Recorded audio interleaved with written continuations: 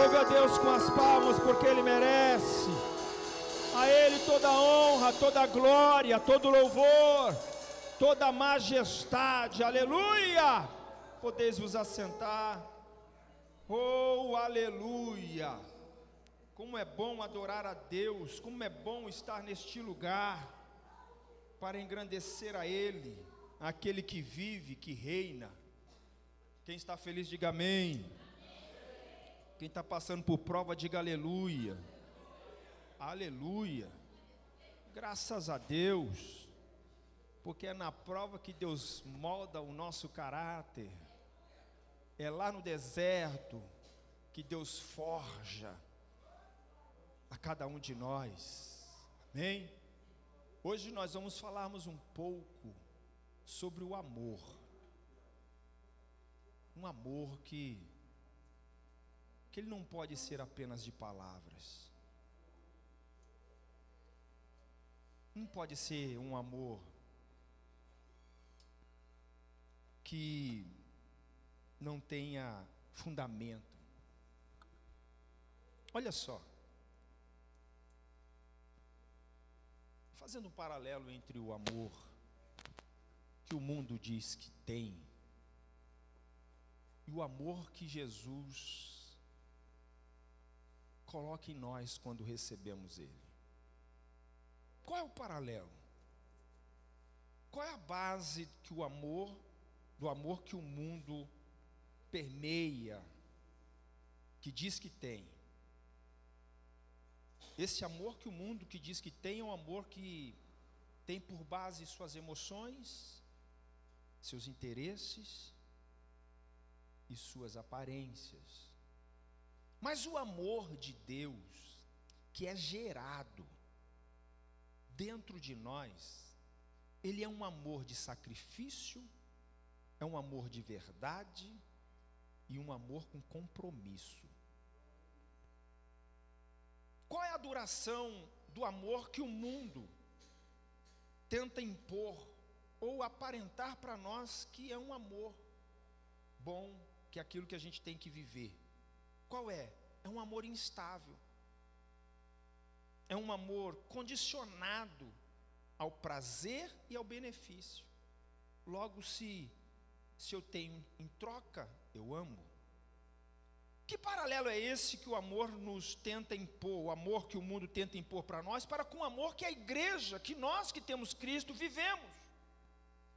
O amor do mundo é instável, condicionado ao prazer e ao benefício, mas o amor que a igreja vive, ele é um amor eterno, ele tem que ser um amor constante e incondicional. Qual é a expectativa do amor que o mundo tenta colocar dentro de nós ou impor para que a gente venha viver? Qual é a expectativa? É que o que eu vou ganhar com isso? O mundo diz para nós: você ama, logo este amor tem que ser correspondido, você tem que ser recompensado. O que eu ganho por amar? Eu só amo se eu ganhar alguma coisa. Mas e a igreja, nós que falamos que vivemos o reino de Deus, que falamos como foi agora adorado a Deus, né? Que estamos aqui para adorar, que Ele é o nosso tesouro, Ele é o bem mais precioso que a humanidade tem e possa ter. Que amor é esse? Ele é o amor que oferece, mesmo sem receber. Oferece mesmo sem receber. Qual é o tipo de reação que este amor, que o mundo tenta mostrar para nós, que nós temos que viver? Como nos reagimos quando vivemos esse amor que o mundo tenta falar que é esse, que a humanidade tem que viver? Como é que ele reage a uma dor e a uma traição? Como ele reage? O amor que o mundo oferece, ele rompe os laços, ele busca vingança e retaliação. Mas e o amor que a igreja tem que viver, que é o amor de Deus? Qual é a reação? A situação é a mesma, que aquele que está cheio de Deus, cheio da graça, cheio de Jesus, cheio do Espírito Santo, como devemos reagir? O que esse amor proporciona em nós? Ele proporciona restauração. Ele é um amor que intercede. E também é um amor que perdoa.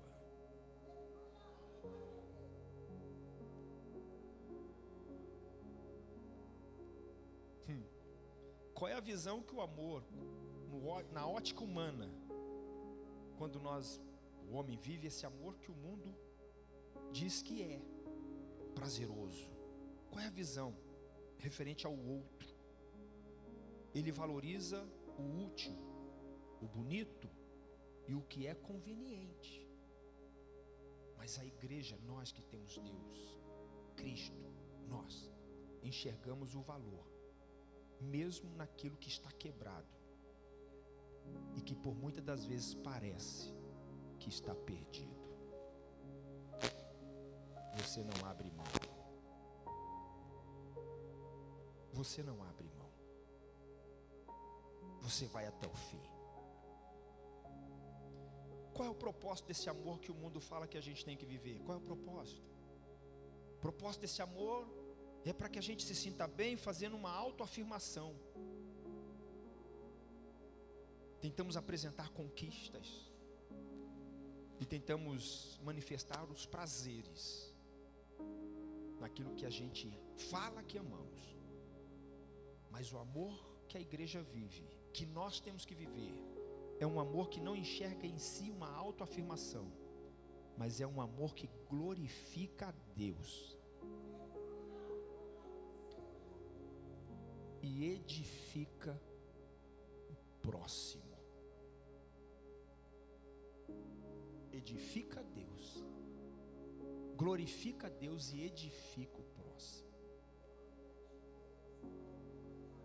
Não importa a nacionalidade, a idade, a etnia, a cultura, não importa o status social. O amor de Deus que é gerado dentro de nós, ele apenas tem um único propósito, de que naquilo que eu fizer ou venha exercer em ação, que o nome de Deus seja glorificado, e que aquele que está próximo ou mesmo distante, que seja alcançado pelo amor, ou o amor que a igreja tem que viver, seja edificado. Amém? Então eu te convido a lermos um texto bíblico. Hoje nós vamos falar sobre um personagem extraordinário. Extraordinário. E como prova desse amor, Romanos capítulo 5, verso 8. Coloque para nós no telão. Romanos 5, 8. Deus prova o seu amor para conosco, em que Cristo morreu por nós, sendo nós ainda pecadores. Vamos ler a Bíblia? Quero compartilhar com os irmãos um personagem bíblico extraordinário. Digo extraordinário porque nós vamos aprendermos com ele hoje. E de que forma nós vamos entender que quem realmente vive na expectativa do céu, ele não está preso às coisas desta vida. Ele não está. E é por isso que ele se torna especial. Talvez não para o mundo, talvez não especial para mim ou para você, mas ele se torna especial para Deus. Atos capítulo de número 6. 5. Vamos para o 6 primeiro, depois nós voltamos. Atos capítulo 6. Eu quero compartilhar com os irmãos Os irmãos estão com a Bíblia aberta aí? Quem trouxe a Bíblia, diga amém. Quem não trouxe, diga aleluia. Então nós vamos arrumar uma Bíblia para tu, varão. Glória a Deus. Atos capítulo de número 6. E eu quero compartilhar com os irmãos a partir do verso de número 8.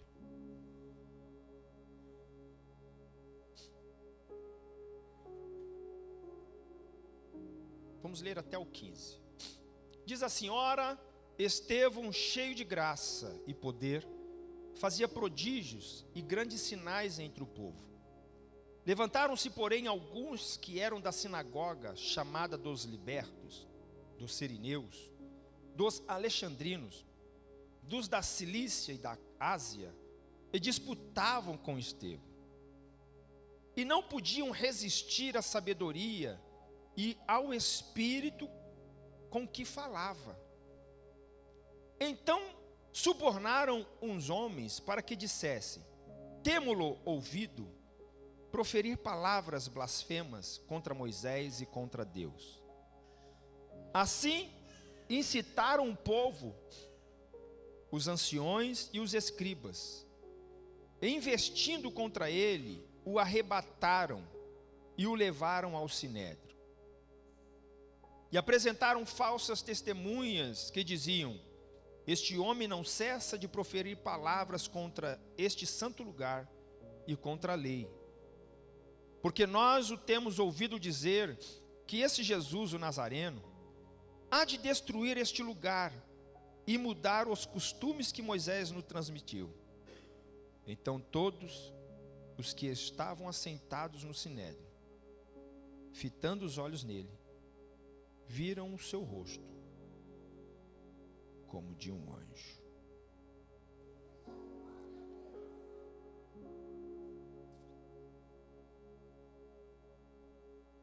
O amor que perdoa sob pressão. Contexto histórico aqui, nós encontramos em Atos capítulo 6 e o capítulo 7, nós vamos encontrar aqui uma igreja que tinha acabado de nascer. Jesus sobe aos céus, ele deixa uma ordem para os discípulos, que era para que eles ficassem em Jerusalém, até que do alto fosse revestido de poder. Capítulo 2 de Atos vai mostrar para nós que na festa do Pentecoste, como de costume os judeus faziam, o Espírito Santo desceu sobre aquele lugar. E se encontravam aproximadamente 120 irmãos. Estavam reunidos, diz a Bíblia, reunidos orando a Deus, buscando a Deus, pela promessa que Jesus tinha feito a eles. E aí surge esse acontecimento histórico, que é o marco do nascimento da igreja. O Espírito Santo, ele desce, e ele enche aquele lugar. A Bíblia diz que ouviram como um vento impetuoso que entrou no ambiente. E logo, quando entra no ambiente, está escrito na palavra, todos foram cheios do Espírito Santo. Foram batizados, receberam o poder de Deus. E começaram a falar em outras línguas. Irmãos, eu fico imaginando, eu não sei se você consegue imaginar, mas pegar um ambiente fechado, um povo orando, um povo clamando. Para imaginar aí. Um ambiente fechado. O propósito da oração desta igreja é: Senhor, derrama do teu Espírito.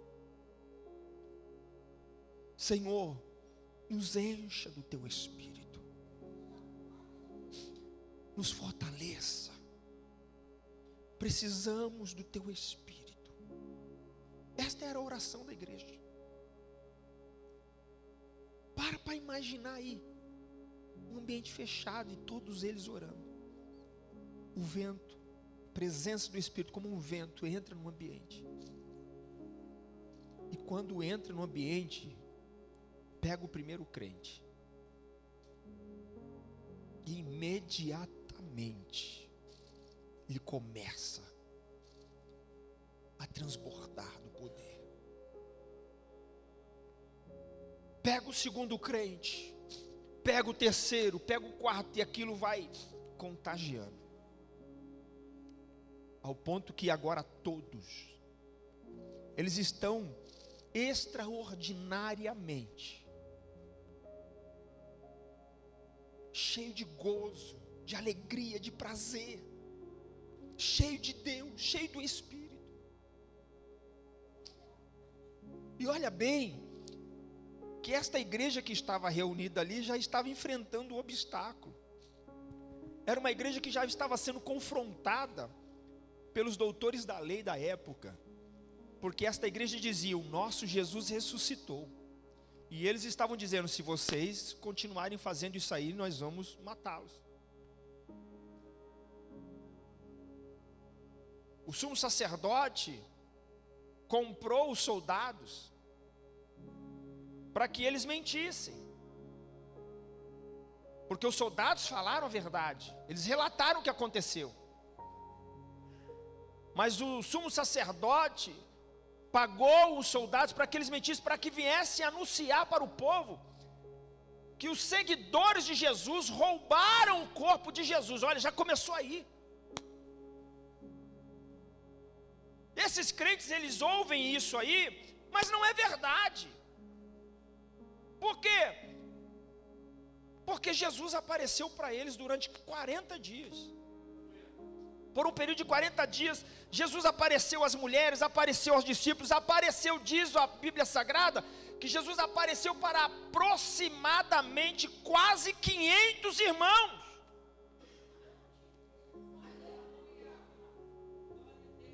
E agora eles estão ali, agora cheio de Deus, cheio do Espírito Santo, e eles saem daquele lugar, cheio da graça, cheio de autoridade. É um marco. É o início. Quando nós lemos aqui o capítulo 6 de Atos dos Apóstolos, esta igreja, ela já está vivenciando um crescimento extraordinário. Essa igreja, ela está vivenciando o poder de Deus.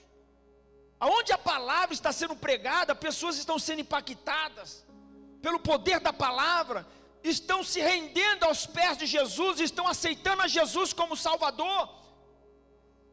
Logo na primeira mensagem do apóstolo Pedro, no dia do Pentecostes, diz a Bíblia, que o apóstolo Paulo, cheio do Espírito Santo, quem é esse homem? Aquele lá atrás, que negou Jesus por 3 vezes, mas que também foi restaurado por Jesus, antes de Jesus subir aos céus.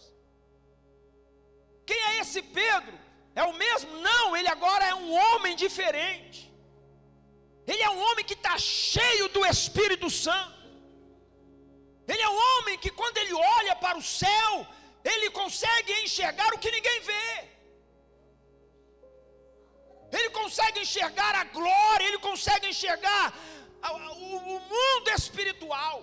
Ele é um homem agora que ele não consegue mais dizer: olha, eu vou voltar. Não, ele é um homem que ele vai dizer até as palavras que são as seguintes: no dia da sua morte, eu não sou digno de morrer ou de ser crucificado como o meu Senhor. Chegou o meu fim, chegou o final da minha história, mas eu não sou digno de morrer igual o meu Senhor. Então, me crucifiquem de cabeça para baixo. Esse é o apóstolo que agora está cheio do Espírito Santo, e que na primeira mensagem 3.000 almas aceitam a Jesus. Esse é o apóstolo que vai ao templo chamado Formosa, e na porta do templo ele tem a consciência dizendo: eu não tenho nada, de mim mesmo eu não posso fazer, mas há algo que está dentro de mim, que o mundo não tem. Há algo que está dentro de mim, que pessoas que ainda não receberam Jesus também não têm, mas eu tenho. Eu não posso escondê-lo. Eu não posso ficar no anonimato. E diz a Bíblia que Pedro, cheio da autoridade de Deus, cheio do Espírito Santo, junto com João, vai dizer para aquele coxo, aquele paralítico: nós não temos ouro e não temos prata, mas o que temos nós te damos. Diz a Bíblia que Pedro estende a mão, segura na mão daquele aleijado e diz: levanta e anda. Não tinha ouro, não tinha prata, mas tinha o Espírito de Deus na sua vida. O tempo passa, a igreja cresce. Segundo a mensagem do apóstolo Pedro, 5.000 almas aceitam a Jesus. E a igreja vai crescendo. Os cultos vão sendo extraordinariamente abençoados, porque milagres vão acontecendo. O poder de Jesus é manifestado no meio da igreja. A ação do Espírito Santo é vivenciado por aqueles crentes, porque eles vão para o culto, eles adoram a Deus e saem daquele culto dando testemunho. Eles saem dizendo: hoje Jesus mudou a minha vida, eu sou uma pessoa nova. E eles não ficam calados, por onde eles passam, eles saem pregando, eles saem anunciando, eles saem falando de Jesus. Por quê? Porque a partir daquele momento eles se tornaram testemunha de Jesus. A igreja vai crescer. Chega agora ao ponto de que é necessário separar algumas pessoas. E a igreja escolhe entre elas. Entre a própria igreja, a igreja separa 7 mancebos, 7 jovens. E entre eles está Estevão. E uma das características para separar alguém é que essas pessoas deveriam ser cheias de quê? Cheias do quê, irmãos? Do Espírito Santo.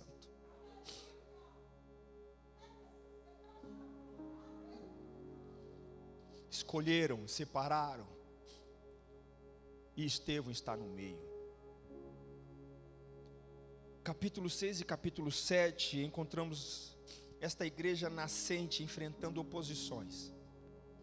É uma igreja que ela está crescendo, ao mesmo tempo que ela está crescendo, o poder de Deus está sendo manifestado, as perseguições também vão surgindo. As lutas, as adversidades. Porque a estratégia do diabo era parar. A estratégia do diabo é parar a igreja. Se o diabo consegue parar um crente que foi lavado e remido pelo sangue do Cordeiro, ele sabe que se ele conseguir parar esse crente, vidas vão perecer.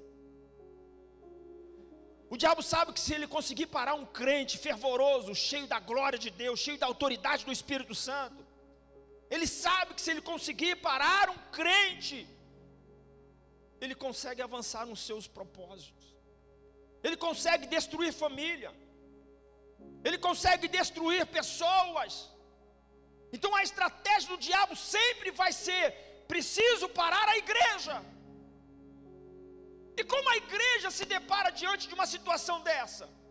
Não é avançando pela sua própria força, não é seguindo adiante pelo seu próprio êxito, não.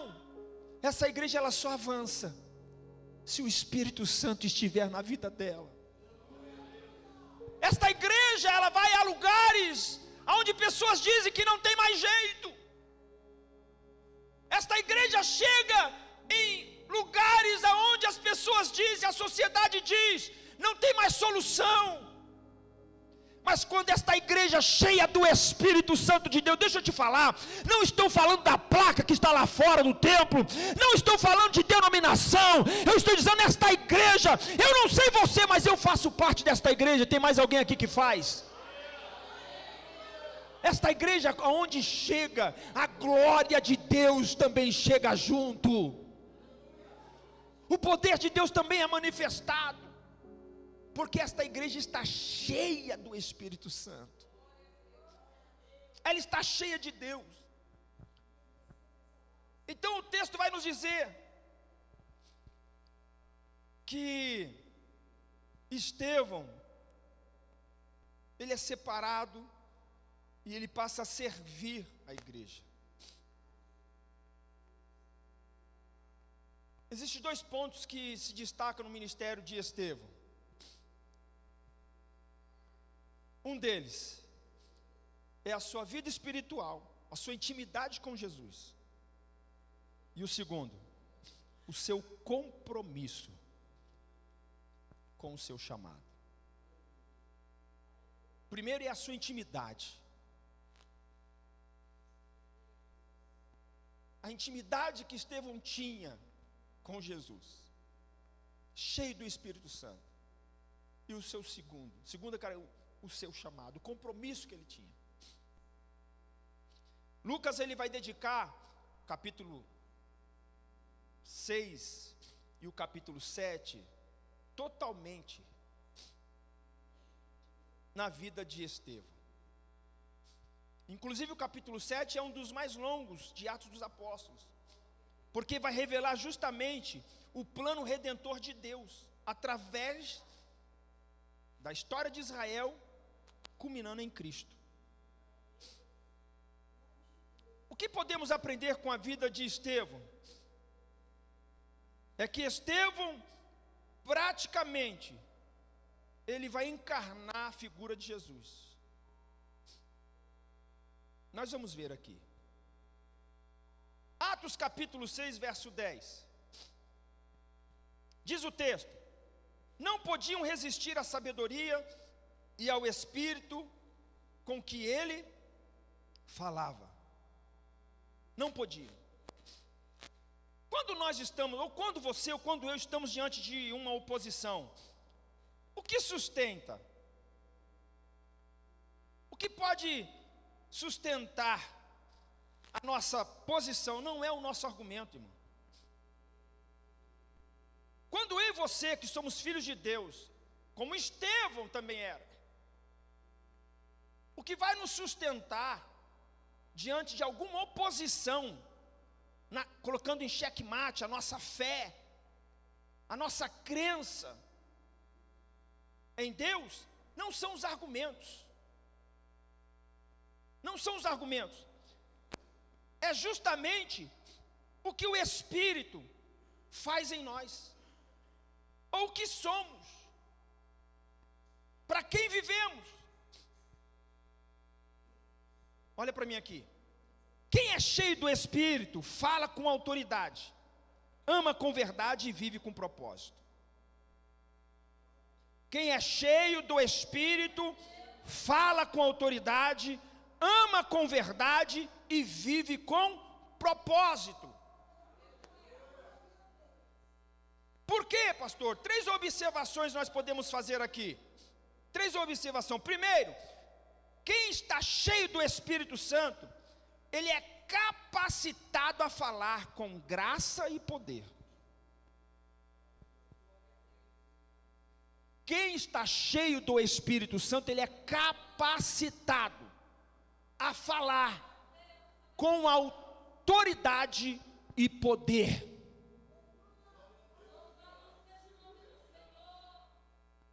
Nesse primeiro ponto aqui, o que nós podemos aprender nessa primeira observação é que não é pela nossa força. Podemos até ter conhecimento, porque se faz necessário conhecermos. Interessante, abra um parêntese aqui. Como podemos falar de Jesus se nós nem lemos a Bíblia? Como podemos dar testemunho do céu se nós nem sabemos, nem procuramos saber como o céu é? Como podemos dizer que esse Deus a quem servimos, que é esse Jesus que é o Senhor da nossa vida, que o Espírito Santo que mudou a nossa história, como podemos afirmar, como podemos dizer que Ele cura, que Ele liberta, que Ele salva, se nós não o conhecemos na intimidade. Primeira observação sobre a vida de Estevão: ele falava com autoridade e com poder, porque ele vivia o que ele falava. Ele vivia. Ele transmitia aquilo que ele estava vivendo. Segundo ponto a observar é que Estevão era sábio não por um estudo apenas, até poderia ter, mas ele era sábio porque ele tinha intimidade com Deus. A gente quer que Deus revele para nós os seus segredos, mas nós não buscamos a descobrir quais são. A gente quer que Deus faz tanta coisa, a gente quer que Deus resolve os nossos problemas. 90% da nossa oração, das palavras que a gente ora, é só pedindo. 90% das palavras que a gente, quando dobra o joelho, nós dobramos o joelho, começamos a falar com o Senhor, é só pedindo. Muda. Comece primeiro reconhecendo quem Ele é. Comece primeiro reconhecendo quem Ele é. Quem Ele é?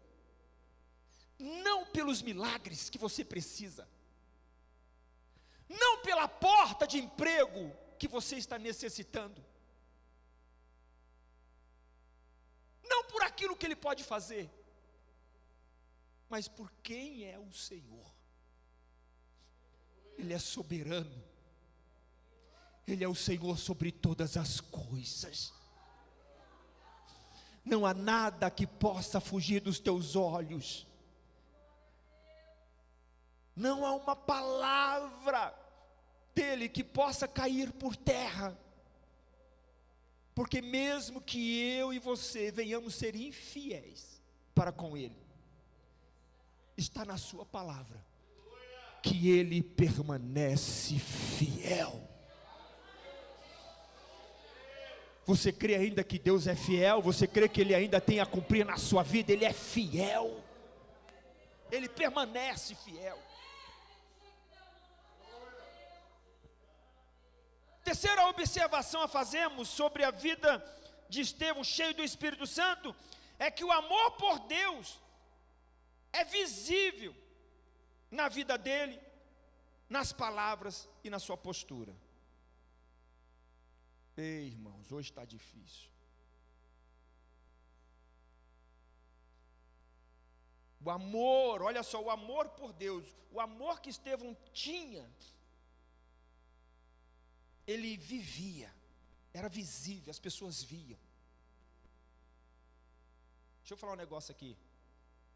As nossas palavras não podem estar distante das nossas ações.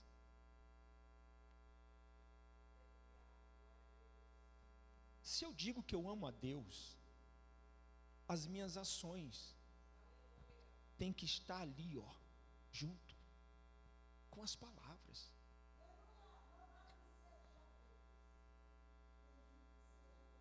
Se eu digo que eu sirvo a Deus, as minhas atitudes têm que estar ali junto, não pode estar longe. Não pode haver um abismo entre o que eu falo e o que eu pratico. Eu tenho que viver o que eu falo. Quem está cheio do Espírito Santo, ele não consegue falar e viver de outra forma. Quem está cheio do Espírito Santo, ele não consegue profetizar e viver de qualquer jeito.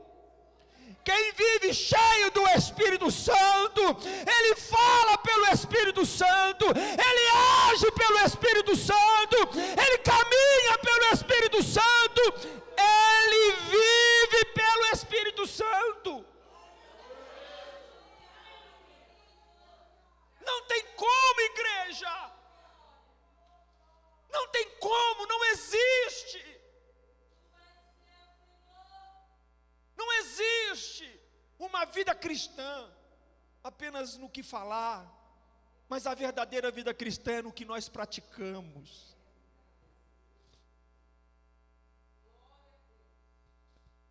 O tempo de conversa que eu tenho com a minha esposa, dentro da minha casa, no meu relacionamento, diz muito a respeito da minha intimidade que eu tenho com ela, da importância que ela tem para mim, da importância que eu tenho para ela. E isso também diz respeito ao nosso Deus. O tempo que nós temos deixado, ou temos praticado, ou temos falado que estamos servindo a Deus, diz muito a respeito da intimidade que nós temos tido com Ele.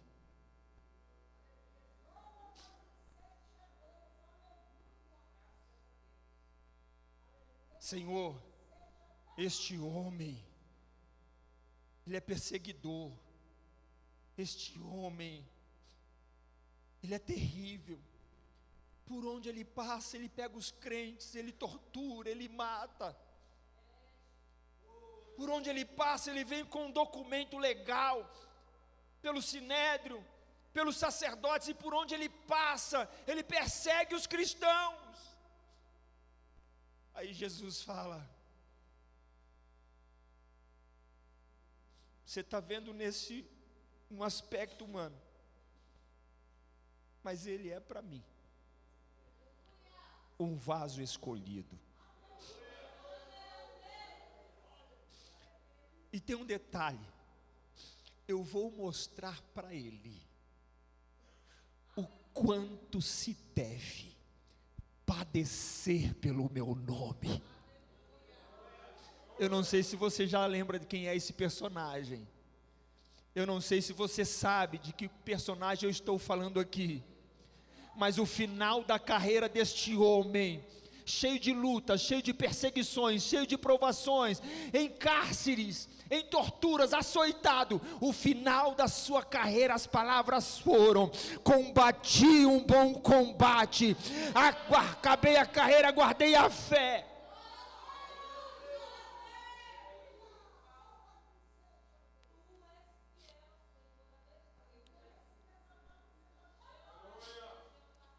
Qual é a aplicação que nós podemos tirar da vida de Estevão para a nossa vida? Você tem buscado viver diariamente, ser cheio do Espírito? Será que nós temos buscado? Que tipo de crente nós temos sido? O oba-oba? Oba-oba. É só movimento? Como é a nossa história? Por onde passamos? Aonde estamos? Aonde chegamos? A nossa fala e a nossa atitude tem refletido Cristo? Quando as pessoas olham para mim e para você, elas têm falado: esse aí é crente. Alguém diz: mas como é que você sabe? Pelo jeito de falar. Alguém diz assim: mas como é que você sabe que ela é crente? Pelo comportamento. E o nome do Senhor está sendo glorificado. O nome do Senhor está sendo adorado. O amor às vezes exige de nós coragem. E falar a verdade muitas das vezes dói, e dói mesmo. Tanto em quem ouve quanto em quem ama o suficiente para não se calar. Sabia disso? Realmente, olha só, às vezes o amor exige coragem, precisamos ter coragem. Porque falar a verdade muitas das vezes dói, tanto para quem vai ouvir a verdade, como para quem também está falando. Porque o amor é tão grande que ele é incapaz de ficar calado. E ele acaba com dor falando a verdade. Qual é o ponto principal? É que quem ama a Deus não suaviza a verdade para ser aceito. ele proclama a verdade, porque ele é fiel a Deus. Vou repetir: quem ama a Deus não suaviza a verdade para ser aceito, mas proclama a verdade, porque ele é fiel a Deus. E nós temos sido esse tipo de crente? Ou nós temos suavizado? Para sermos aceitos pela sociedade, pelo mundo, pelas pessoas. Não estou falando de você ser arrogante, prepotente, soberbo, de bater no peito, de falar que você é o certo. Não é isso não, estamos falando de amor aqui. O amor nos constrange ao ponto de que você está vendo alguém que você ama caminhando por um caminho de perdição, que vai dar errado, que o final pode ser morte. E este amor é tão grande que você vai ter que falar a verdade. Você precisa falar a verdade, porque você tem compromisso com ela. Você tem compromisso com a verdade, e a verdade é Jesus. Ele é a nossa verdade. Ele é a nossa verdade, não há outro caminho, irmãos. Ele falou: eu sou o caminho, a verdade e a vida, e ninguém vai ao Pai se não for Jesus falando.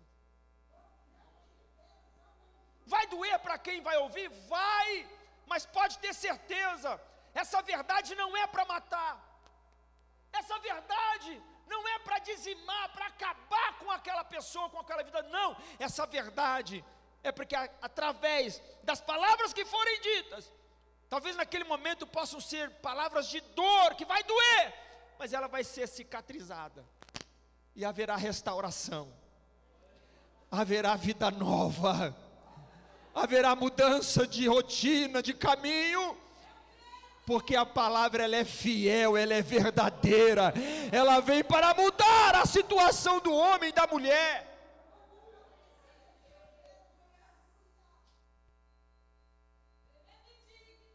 O mundo que nós vivemos é um mundo que sempre rejeita a verdade, e a pergunta é: nós estamos permanecendo fiel ou nós estamos se deixando levar? Hoje está tendo uma troca, não é? O que é errado é certo, e o que é certo, inversão de valores. Está aí inversão de valores. E nós como igreja, não podemos ficar calados. Nós como igreja temos que manifestar a nossa fé, a verdade que é Cristo.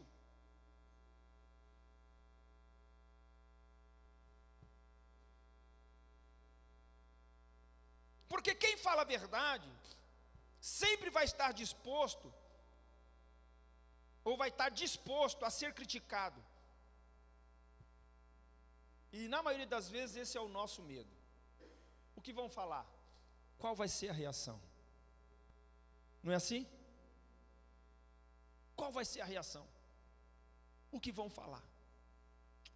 Essa não é a nossa preocupação. A nossa preocupação é: o que Deus está pensando de nós? Qual tem sido o nosso testemunho no mundo espiritual? Qual tem sido? Porque quem serve a Deus é conhecido pelo mundo espiritual, do céu e do inferno. Sabia? É conhecido no mundo espiritual de Deus porque o nome de Deus é glorificado. Esse crente, ele vive essa vida espiritual e o nome de Deus é glorificado nas suas ações, nas suas obras, nas suas atitudes, na sua fé, na sua coragem. Mas no mundo espiritual das trevas também, porque lá no mundo espiritual das trevas eles também sabem quem é. Foi essa a indagação de alguém que estava possesso de demônio, e que foram expulsar os demônios. Aí quando chega e fala assim: quem são vocês? Hã? Quem são vocês? A pergunta é: qual é o histórico que vocês têm para chegar aqui para me expulsar? Qual é? Qual é a autoridade que vocês têm que estão orando aqui para que eu saia desta vida? Eu não conheço vocês, mas Paulo eu sei quem é. Paulo eu sei. Está percebendo? Que a nossa vida cristã neste mundo também leva impacto para o mundo espiritual? O estilo de vida que nós temos aqui também leva um impacto para o mundo espiritual? Para o mundo espiritual de Deus, a glória, o louvor, a honra, a majestade, é tudo para Ele. Tudo que fazemos é em nome dEle, é para Ele o louvor, a glória e a majestade. E no mundo espiritual das trevas, a referência, eu sei quem ela é. Alguém prepara alguma coisa, não é assim? Há uns relatos aí, de pessoas que se converteram, que estavam lá do outro lado, vivendo na prática da bruxaria, e foram fazer certos trabalhos, não é isso? Certos trabalhos para destruir a vida da pessoa. E aí aconteceu uma história que aí alguém foi lá, levou o nome da pessoa, quando chegou lá, colocou lá, ó, vem fazer um trabalho, essa pessoa aqui, acabar com a vida dela. Aí o infeliz lá, o guia, né? Não sei quem é guia de quem, né? Aí baixa lá e ele vai fazer o trabalho, vai pedir a orientação para o guia. Quando ele vai falar, o guia fala: pode parar, manda voltar para casa, porque nesse daí a gente não pode tocar não. A gente não pode tocar. Essa pessoa é dele lá. Não temos permissão nenhuma. Está entendendo que quem serve, o impacto de que quem serve a Deus nesse mundo traz também para o mundo espiritual? A nossa fidelidade, o nosso propósito, a nossa vida, o nosso amor para com Deus. Que vida nós temos vivido? Vamos encerrar nesse terceiro tópico. Quem está cheio do Espírito Santo, quem está cheio do amor de Deus,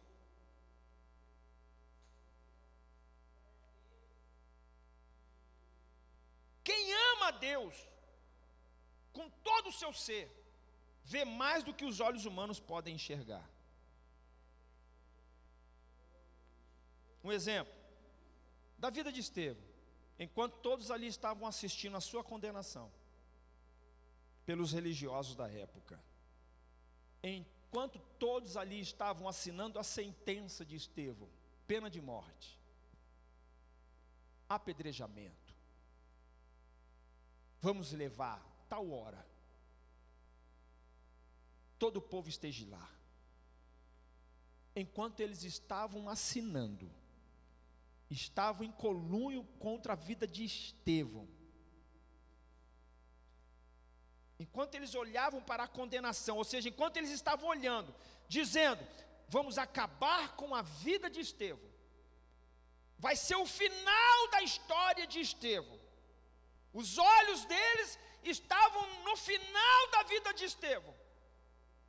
Os olhos de Estevão estavam para o céu.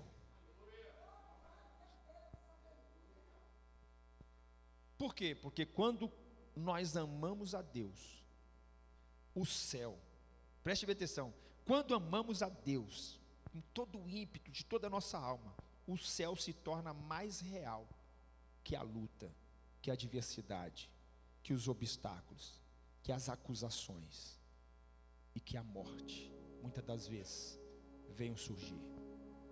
Porque quem ama a Deus, a sua vida está ancorada no céu. Quem ama a Deus tem um destino, e o porto da navegação é nas nações celestiais.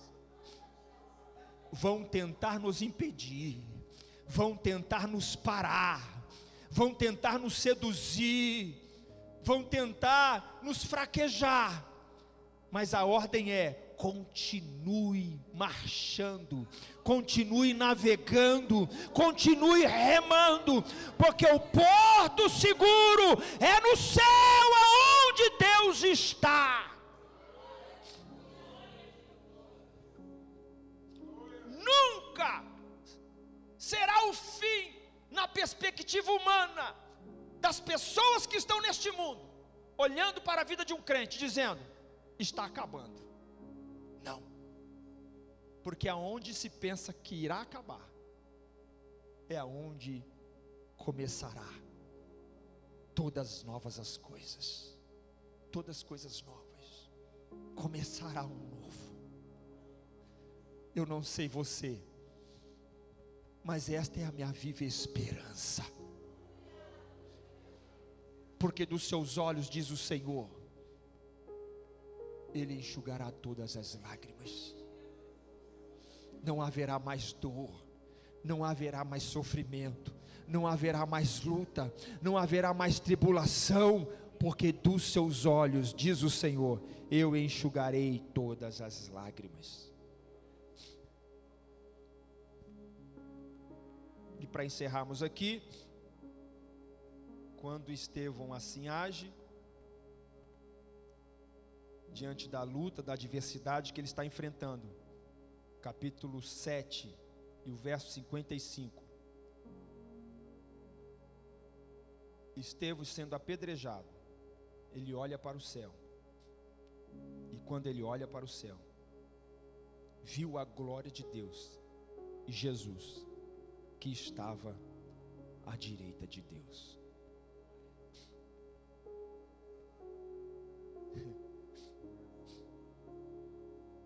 Olha só, fazendo analogia, cada pedrada que Estevão levava, alguém gritava: desiste, você vai morrer. Cada pedrada que batia em sua fronte, ou em alguma parte do seu corpo, pedras que vinham cheio de ódio, pedras que vinham cheio de ira.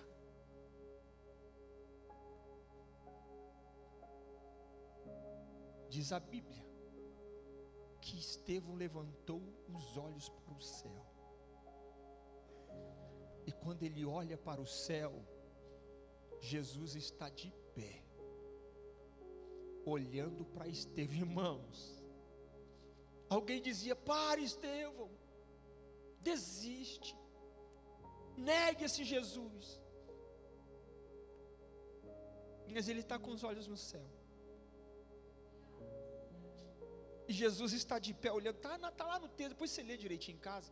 Jesus está de pé olhando para Estevão, e cada pedrada que Estevão leva, ele não está carregando em seu coração mágoa, ele não está carregando em seu coração angústia, ele não está carregando em seu coração traumas de pessoas que talvez ele conhecia e também estavam do outro lado naquele momento jogando pedra. Não, ele não está preso aos sentimentos deste mundo, ele apenas está olhando para o céu, e ele vê Jesus, está lá, Jesus em pé à direita do Pai. Não fala o que Jesus estava fazendo, ou de que forma, só está falando que Jesus estava em pé à direita. Mas você já imaginou? Eu e você ainda não vimos Jesus face a face, mas Estevão viu. Mas eu quero conjecturar que naquele momento em que Estevão estava levando as pedradas, Jesus estava olhando para ele dizendo: vem, vem, vem para cá. E a Bíblia diz que Estevão em seguida vai olhar para Jesus e falar: Senhor, perdoa eles, porque eles não sabem o que estão fazendo. Eles estão pensando que estão acabando com a minha história, com a minha vida, mas eu estou te contemplando, perdoa eles. E diz a Bíblia que enquanto Estevão assim falava, o seu corpo caiu, expirou-se e ele foi ao encontro de Jesus. Olha só, presta atenção, passou-se 2000 anos, e eu estou aqui hoje contando a história deste jovem, para afirmar para mim e para você, que este jovem abriu mão de todas as coisas deste mundo, para viver os propósitos do seu Senhor, e ele está à direita, ele está ao lado de Jesus. A pergunta que não quer calar: aonde nós queremos passar a nossa eternidade? Influenciamos ou estamos sendo influenciados? Que tipo de amor é o que nós estamos carregando em nosso coração? Que tipo de evangelho é esse que nós falamos, que pregamos? Que a gente categoriza o pecado e as pessoas. Nós somos assim, irmãos. Nós somos desse jeito. Categoriza. Fulano é terrível porque fez isso. Mas o outro é mais terrível ainda porque o pecado dele. Deixa eu te falar, Jesus não veio e não deu a sua vida por quem cometeu, no nosso linguajar, pecados terríveis. Não, ele veio e deu a sua vida por todos os pecadores. Eu não sei você, mas eu também era um desses. Aí você fala, era, eu digo era. Por que eu era? Porque o dia que eu aceitei a Jesus como meu Senhor, diz a sua palavra, Ele fez de mim nova criatura. Tem nova criatura aqui? Tem nova criatura aqui? O sangue de Jesus nos purificou de todo o pecado, e por isso somos santificados nele, e por isso podemos dizer que somos herdeiros e co-herdeiros da glória de Cristo em Deus, porque não merecíamos, mas Ele nos comprou com o seu alto preço, que foi o seu sangue na cruz do Calvário. Que amor é esse que nós precisamos também ter? Amém? Preste bem atenção, você que é crente. Se você não está conseguindo pregar, se você não está conseguindo dar testemunho para uma pessoa, seja dentro da sua casa, seja no bairro onde você vive, seja na escola onde você estuda, seja no seu trabalho, alguma coisa está errada. Amém? Então é momento de reflexão, que possamos refletir que tipo de crente nós somos. Curva as vossas cabeças.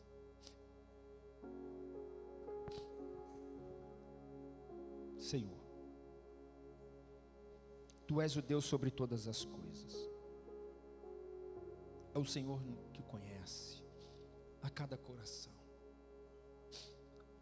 O Senhor sabe dos nossos limites, os sentimentos que permeiam a nossa alma. O Senhor conhece o nosso passado, como o inimigo também sabe. Inclusive ele nos acusa pelo nosso passado. Muitas das vezes ele tenta nos envergonhar. Muitas das vezes ele tenta nos desanimar pelo nosso passado, que com certeza não foi bom, porque não conhecíamos a Tua verdade, vivíamos no engano, vivíamos num mundo de mentira, de ilusão, um amor instável, conveniente com todos os meus prazeres, e era assim que nós andávamos. Fizemos coisas que com certeza não te agradou, e o inimigo usa tudo isso, porque ele sabe do nosso passado, Mas nós podemos dar testemunho hoje aqui, que o nosso passado o Senhor apagou. Por mais que Ele tente nos lembrar, o Senhor jogou no mar do esquecimento, perdoando as nossas falhas, os nossos pecados, em um momento em que nós abrimos o nosso coração, e o Senhor trabalhou em nós para que pudéssemos abrir e aceitar o seu Filho como nosso Salvador. Da mesma forma que Ele conhece, o Senhor também conhece o nosso presente, o que fizemos hoje. Ele também sabe. Mas se tem algo que Ele não sabe, é o nosso futuro. Se tem algo que Ele ainda não sabe, é os teus planos para com cada um de nós. Então eu venho te pedir, juntamente com a tua igreja, pelo teu Espírito Santo, nos fortifica, continue trabalhando dentro de nós, nos transformando, não para sermos cristãos de palavras, mas para vivermos a tua essência, para sermos cristãos na essência da tua palavra, na prática, na conduta, em que possamos dar testemunho de que Tu és o Senhor sobre todas as coisas. Nos dê a direção, pelo Teu Espírito Santo, use a nossa boca, nos capacite, nos enche da Tua autoridade. Oh Espírito Santo de Deus, venha capacitar a cada crente nesta noite, faça-os lembrar, em momentos em que eles estiverem, e que serão momentos oportunos para dar testemunho da glória de Jesus, faça-os lembrar que o que nós temos que estar preocupados é com o que o Senhor acha de nós, e que possamos viver a Tua verdade, e amando com o Teu amor, ministrando e pregando a Tua palavra. Amém, Jesus. Louva a Deus com as palmas.